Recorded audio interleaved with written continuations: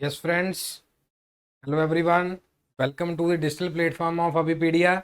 जैसे कि आपके साथ फर्स्ट सेशन के अंदर मैंने आपसे बात रखी थी, एसएससी टायर 1 के अंदर जो भी कंप्यूटर के रिगार्डिंग डिस्कशन है, कंप्यूटर के इंपॉर्टेंट पॉइंट्स हैं, आपके साथ एमसीक्यू सीरीज़ की बात करी थी और उसमें जो हमें क्वेश्चंस ट्रेनिंग की बात करी थी और उसमें कुछ थ्योरी का भी हमने देखा था किस तरीके के सवाल वहाँ से हमें पूछे जाते हैं, क्योंकि सारी की सारी चीज़ें प्रेडिक्शन नहीं होती, अनप्रडिक्टेबल होती हैं, लेकिन उसके पास एक कुछ ना कुछ ऑरा होता है जिस ऑरे को देखने के साथ साथ हम एग्जाम बता सकते होते हैं कि यहाँ ये चीज़ें एग्जामिनर पिक कर सकता है, वहां से ये वाली स्टेटमेंट पिक कर सकता है, ये वाला टॉपिक ट्रेंडिंग में होता है। चलिए आज का सेशन शुरू करते हैं।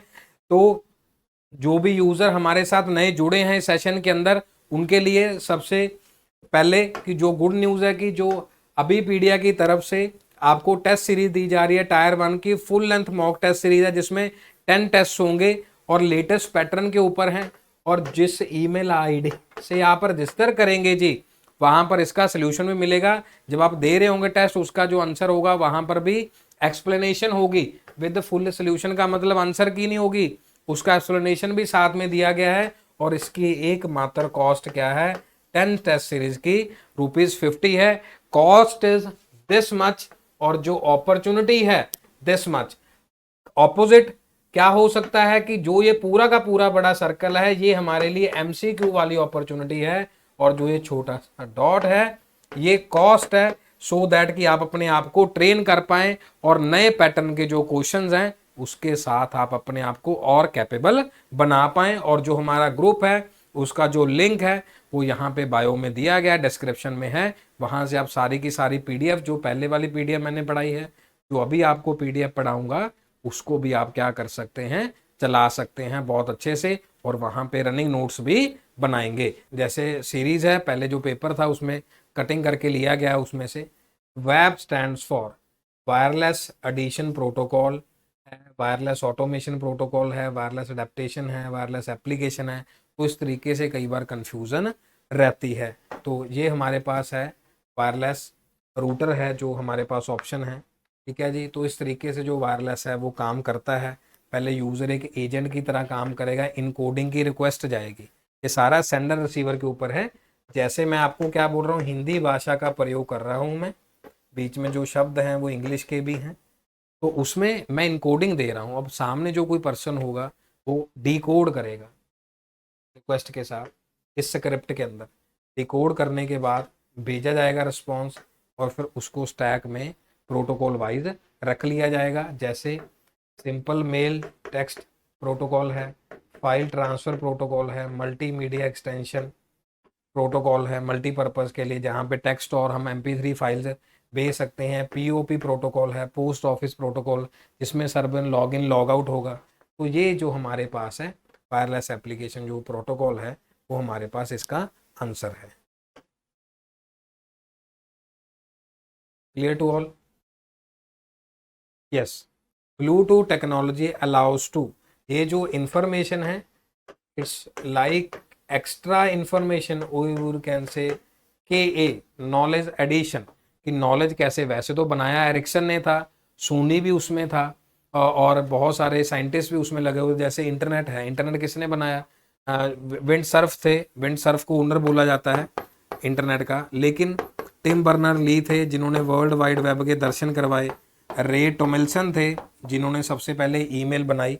ये मैं लिखवाऊंगा आपको, लेकिन अभी रनिंग में कुछ पर्सन्स का नाम लिख लीजिए। जो विंड सर्फ को ओनर बोला जाता है, CERF, ठीक है जी। लेकिन टिम बर्नर ली, TBL, उनकी स्नैप भी होगी, सब चीज़ें होंगी। टिम बर्नर ली को वर्ल्ड वाइड वेब बनाया गया उन्होंने 1989 से लेकर 90 तक, 1989 टू 1991 तक इन्होंने सारी चीज़ें बताई। और रे टोमिल्सन जो ईमेल पैकेट्स के थ्रू सेंड करते थे, पैकेट स्विचिंग उन्होंने प्रयोग किया और ईमेल दिलवाई। और ये सब लोग थे, कहाँ पर काम करते थे? यूरोप रिसर्च ऑर्गेनाइजेशन में काम करते थे, CERN के अंदर। तो साइंटिस्ट अभी भी तो पैरेलल लगे हुए हैं। जैसे ओशन गेट में सारे साइंटिस्ट काम कर रहे हैं। कैमरून जी का कहना है कि टेक्नोलॉजी प्रॉपर नहीं थी, या थॉमस वीड थे जो कैमरा स्पेशलिस्ट हैं, वो कहते हैं टेस्ट ड्राइव पे मैं भी गया था, तो उसमें प्रॉब्लम थी, मैंने बोला था कि इसको ठीक करो, बट नहीं हो पाया। Back to the question. An email, wireless connection, download movies और within the range of 10।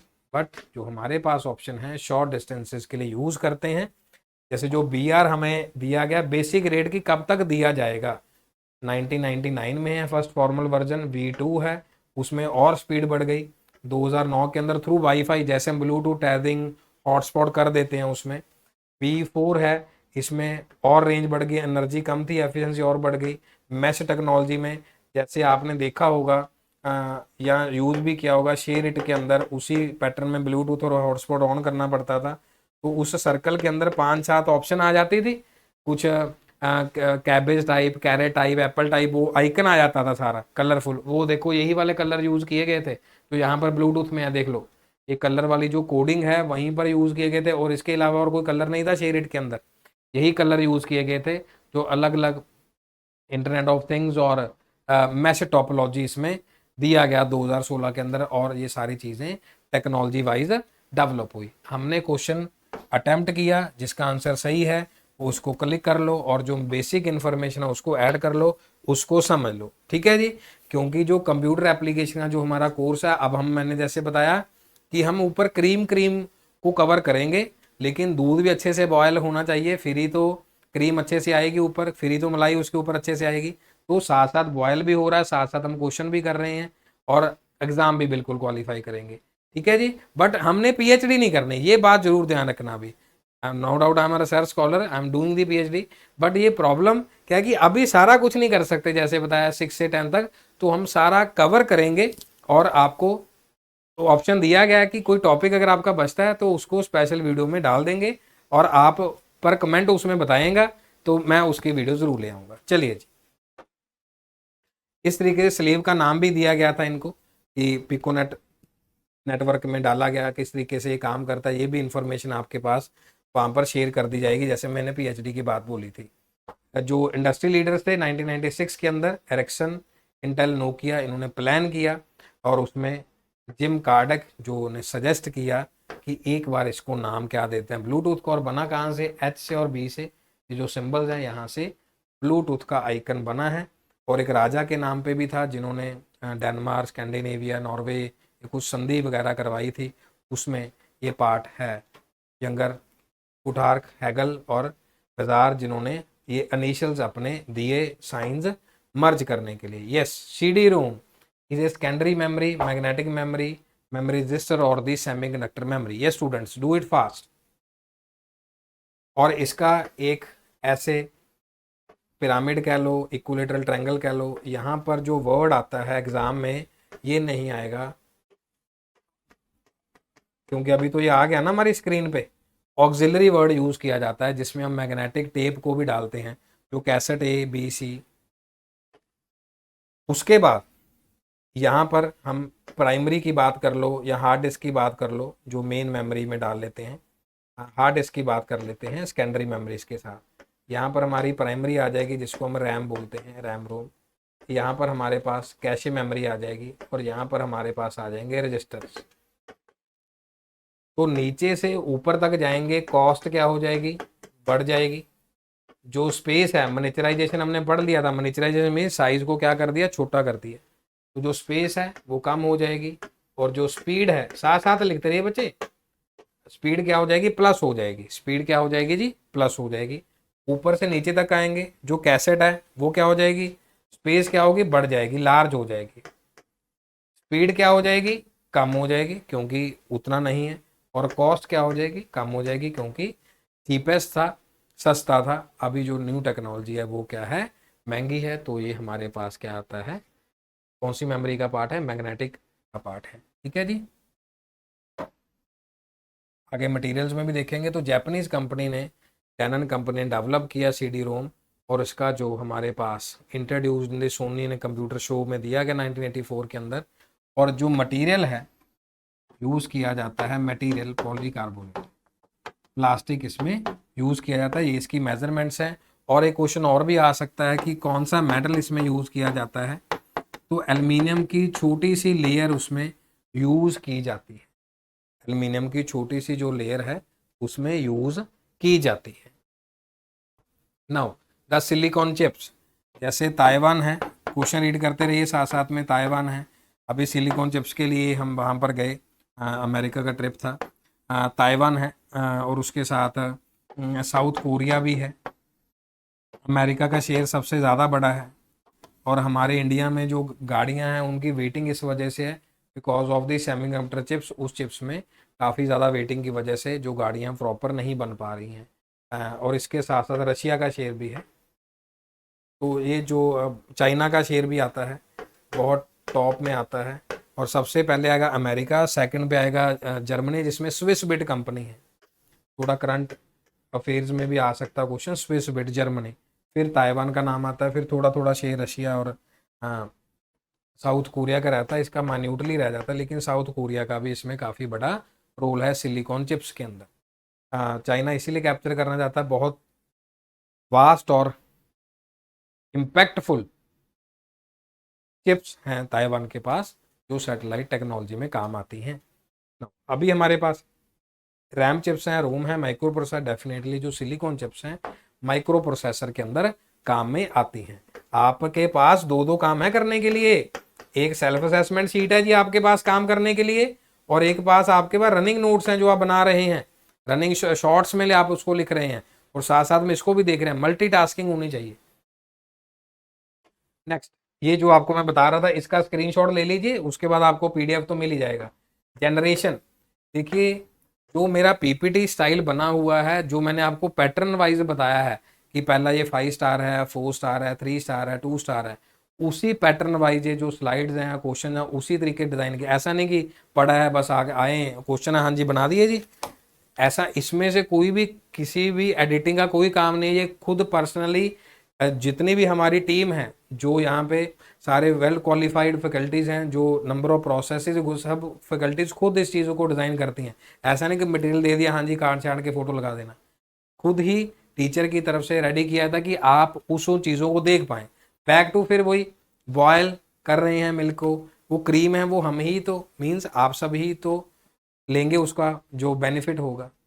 Clear with this? तो अगर वो प्रोसेस नहीं सही रहेगा तो फिर हम उस क्रीम का बेनिफिट नहीं ले सकते।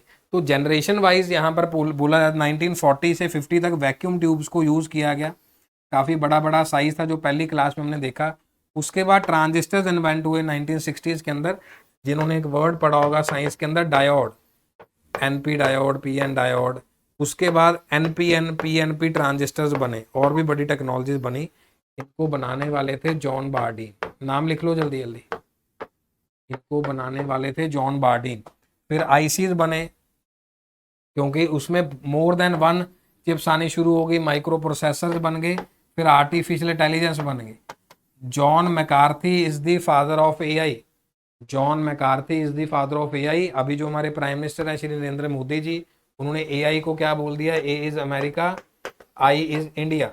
ये दोनों चीजें टॉप पे हैं। एआई भी टॉप पे है और अमेरिका और इंडिया का जो रिलेशनशिप है वो भी टॉप पे है। और उसके बाद रिस्क और पैरेलल प्रोसेसिंग पाइपलाइनिंग के अंदर जो अलेक्सा है और जो रोबोट्स हैं जिसके ऊपर काम करते हैं वो ये वाली टेक्नोलॉजी है। और यहाँ से इस लैंग्वेज में देखिए चार्ट में बहुत सारी चीज़ें हैं, और generation, second, third, fourth, fifth, और ये 6 जनरेशन के अंदर जो रोबोट्स चल रहे हैं। और साथ साथ जो राइट साइड पे टेबल है, मशीन लैंग्वेज 0-1 पिछला पढ़ाया था, असेंबली लैंग्वेज जिसमें हम मेमोनिक्स कोड थे, C++ को बोल हाई लेवल लैंग्वेज जिसमें हम कोडिंग करते थे। उसका 4th जनरेशन मैटलैब जो इलेक्ट्रॉनिक्स, इलेक्ट्रिकल और ब्रांचेस में करते हैं वो मैटलैबिंग प्रोग्रामिंग करते हैं। और लॉजिकल प्रोग्रामिंग, प्रोलॉग, लिस्प जो करते हैं हम कोडिंग में यूज़ करते हैं रोबोट्स के लिए, और जो अलेक्सा में सब चीज़ों में यूज़ हुआ है। तो ये सारा का सारा 1 मिनट चाहे ले लीजिए इसको प्रॉपर देखने के लिए। अगर कोई डाउट है अभी बता दीजिए, अदरवाइज इस वाली स्लाइड से श्योर शॉर्ट क्वेश्चन आपको रहेगा ही रहेगा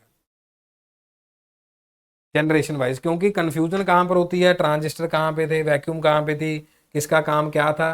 क्योंकि ये पहली क्लास में जो मैंने आपको बताया कि हिस्ट्री ये थी, बड़े बड़े कंप्यूटर थे जहां पर हमने क्या नाम देखा था, इनैक का नाम भी देखा था, यूनिवैक का नाम भी देखा था, बहुत सारी चीजों को देखा हमने।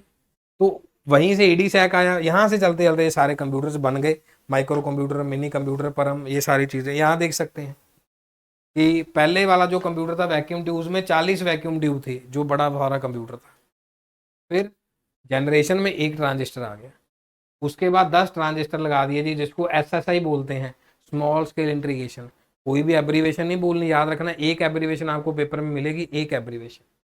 हंड्रेड ऑफ ट्रांजिस्टर आ गए जी MSA में। फिर 1970 में लार्ज स्केल इंटीग्रेशन होगा, ये लो 64 बिट का माइक्रो प्रोसेसर हो गया। फिर वेरी लार्ज स्केल में मल्टी कोर प्रोसेसर हो गया जी, 5th जनरेशन में।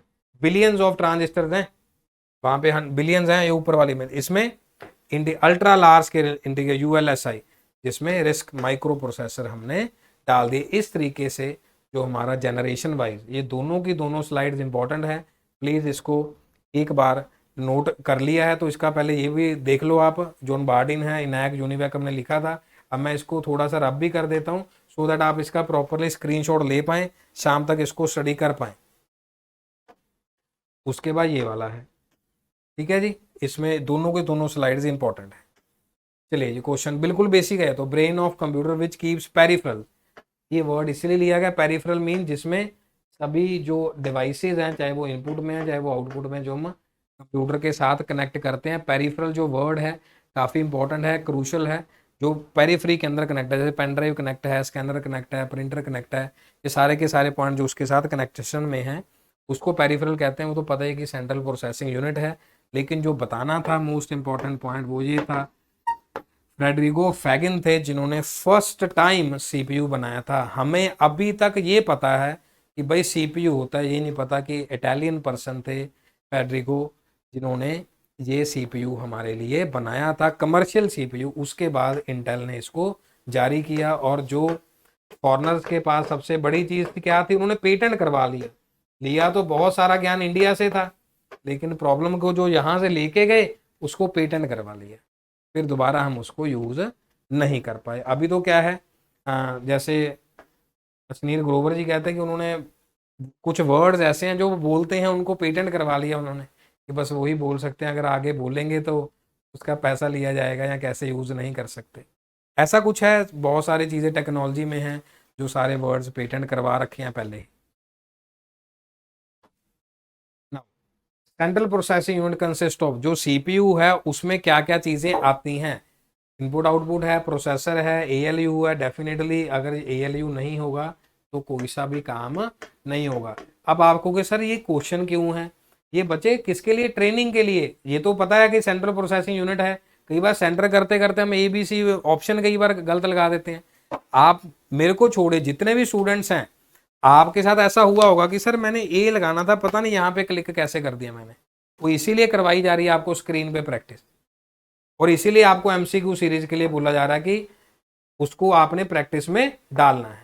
Control unit, CU, ALU and primary storage. ALU stand for, ये सारी एब्रीवेशन है, अरिथमेटिक लॉजिक यूनिट। नाउ ये क्वेश्चन इंपॉर्टेंट है, रिस्पॉन्ड कहां से आता है, प्राइमरी से, कंट्रोल सेक्शन से, एक्सटर्नल से, या कैशे मेमोरी से।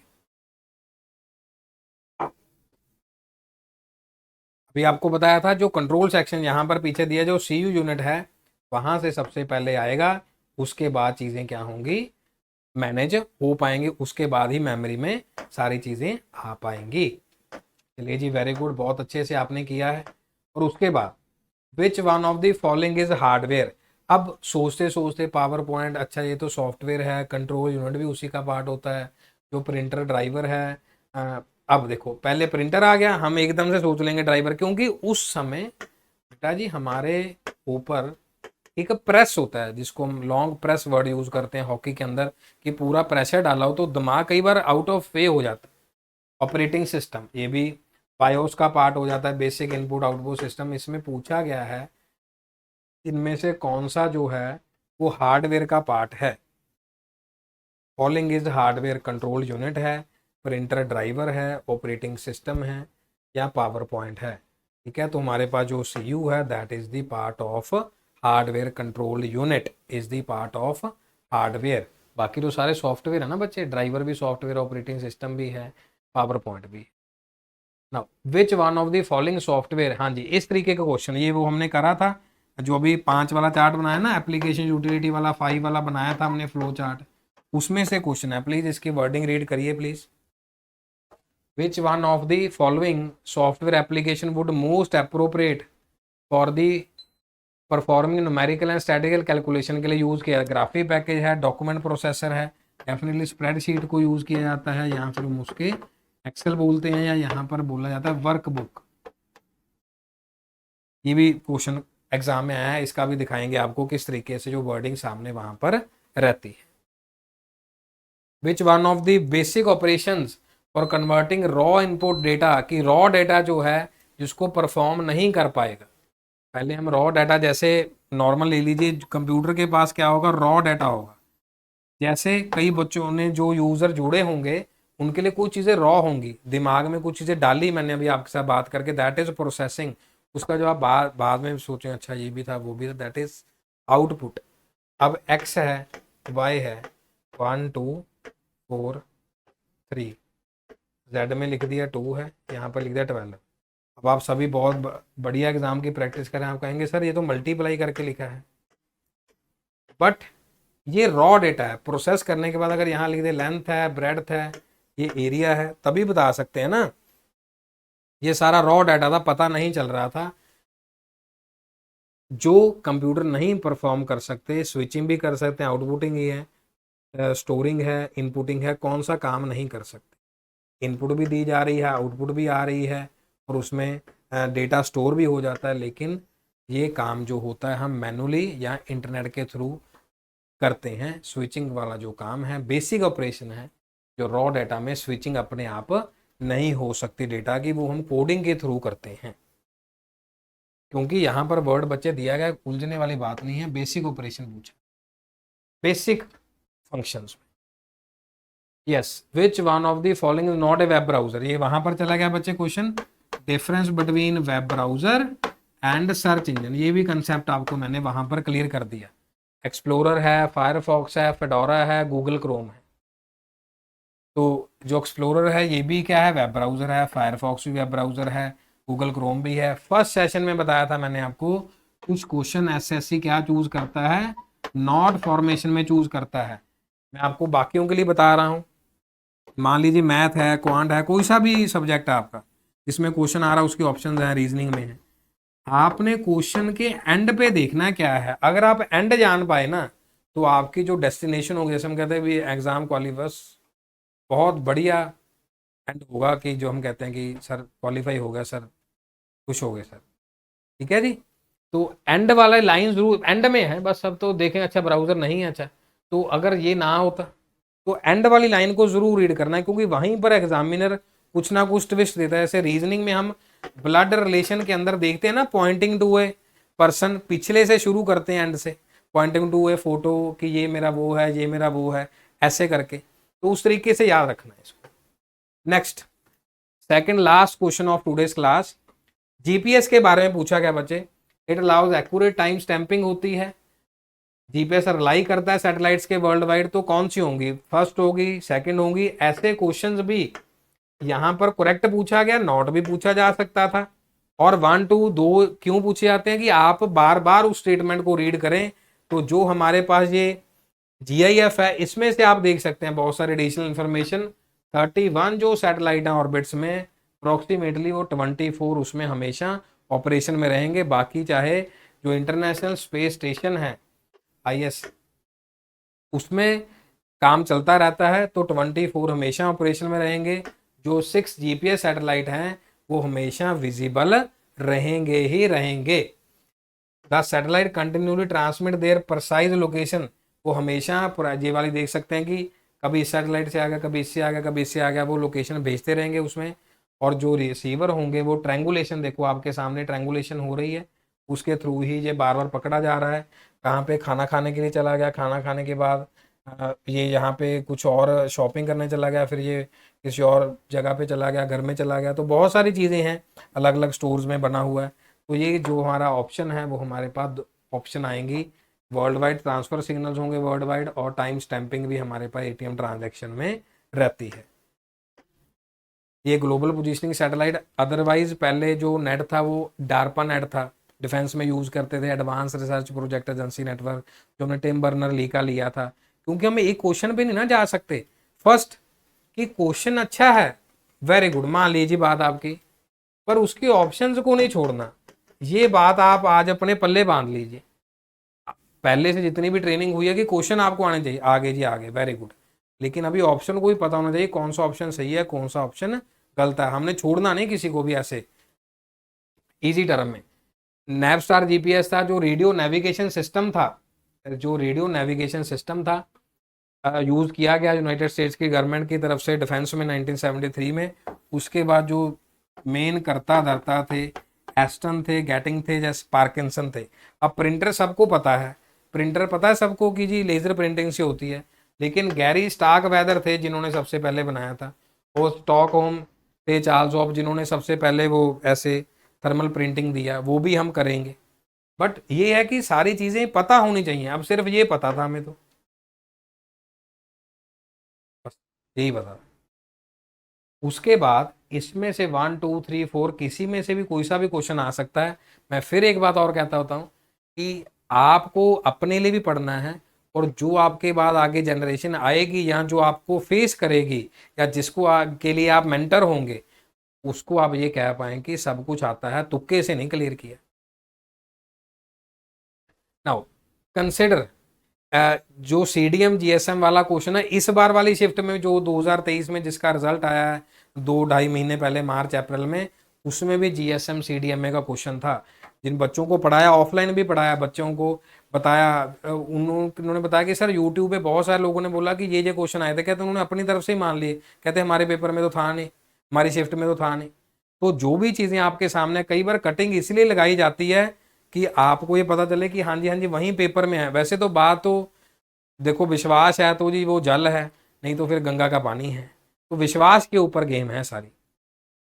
Generation represent the number of subscribers होती है, या 2G CDMA स्टैंडर्ड्स हैं, या 2G टेक्नोलॉजी में CDMA है, 3G में GSM स्टैंडर्ड है, क्या हो सकता है।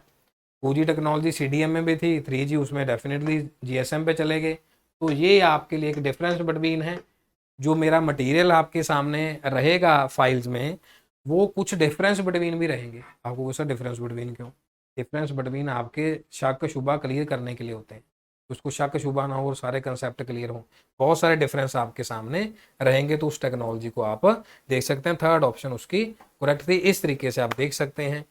बेसिक वॉइस सर्विस थी, एनालॉग बेस्ड प्रोटोकॉल थी, यहाँ पे जीएसएम सीडीएम में डिजिटल स्टैंडर्ड से 164 kbps हमने तो यहाँ से चलाया हुआ, जी ऊपर लिखा हुआ आता रहा, जी और E. 3G wireless network design for voice and some text 2000 kbps, और यहाँ पर तो स्टेपल चीज़ को क्रॉस करके LTE और वोल्ट में चले गए। ठीक है जी।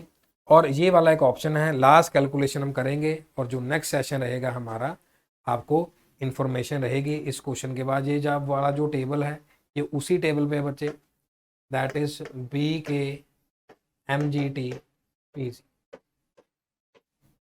ये हमेशा आपके सामने रहेगा। जैसे मान लो हमने 1 बाइट है, 1 बाइट की वैल्यू क्या है, 8 बिट्स की वैल्यू है।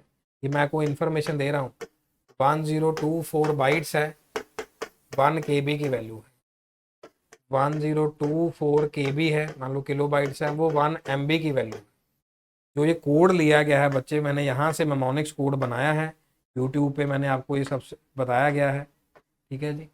तो ये देखो BKM, ये वाला आ गया, KM BK, लेफ्ट ले लो राइट ले लो, कुछ भी ले लो, 1024 MB is equal to 1 GB। इस तरीके से वो टेबल चलता रहेगा, और ये आपको इंक्रीजिंग में भी पूछा जाता है और डिक्रीजिंग में भी पूछा जाता है। तो यहाँ से जो नेक्स्ट सेशन होगा हम यहीं से शुरू करेंगे, और जो आपको से डिस्कस हुआ सारे के सारे पॉइंट्स, कि आपने सबसे पहले जिसको थ्योरी अच्छी आती है थ्योरी रिवाइज कर ली, वेरी गुड। क्वेश्चंस लगाने हैं, PYQ लगाने हैं, MCQ लगाने हैं, ज़रूरी है। ब्रेन उससे ट्रेन होगा और बहुत अच्छे तरीके से डेवलपमेंट होगी। और कमेंट करके आप बता सकते हैं जो भी पॉइंट आपके सामने रहता है, कोई चीज़ अगर आपको नहीं समझ आई, और ये भी बता सकते हैं कोई आपके लिए टफ टॉपिक है, उसके ऊपर भी स्पेशल वीडियो आ जाएगी। Clear to all? Yes students please, yes clear to all. जो भी टफ होगा, कोई स्पेशल चीज़ चाहिए होगी, वो मिल जाएगी आपको। और ये क्वेश्चंस की प्रैक्टिस आपने ज़रूर करनी है और ये क्वेश्चंस आपने अपने लिए लेना है और जिसका आंसर आपने अभी बहुत सारे क्वेश्चन का आंसर आपने दिया है और कमेंट में इसका ज़रूर आंसर बताना है। और अभी तक आपने अपनी सेल्फ असेसमेंट शीट कैलकुलेट कर लिया होगा, आपको वीक पॉइंट भी पता चल गया होगा, आपको स्ट्रॉन्ग पॉइंट भी पता चल गया होगा। Okay students, this is question for the next time और ये मटेरियल आपको भेज दिया जाएगा जो आपको लिंक में बताया गया कि डिस्क्रिप्शन लिंक में ग्रुप का लिंक बना हुआ है, उसको आप ज्वाइन कर लीजिए मटेरियल के लिए और जो इंपॉर्टेंट इन्फॉर्मेशन के लिए, और PYQ सीरीज को प्रैक्टिस करना शुरू करिए। With all these word, thank you so very much students, God bless you all and do the positive study. Next session में मिलेंगे।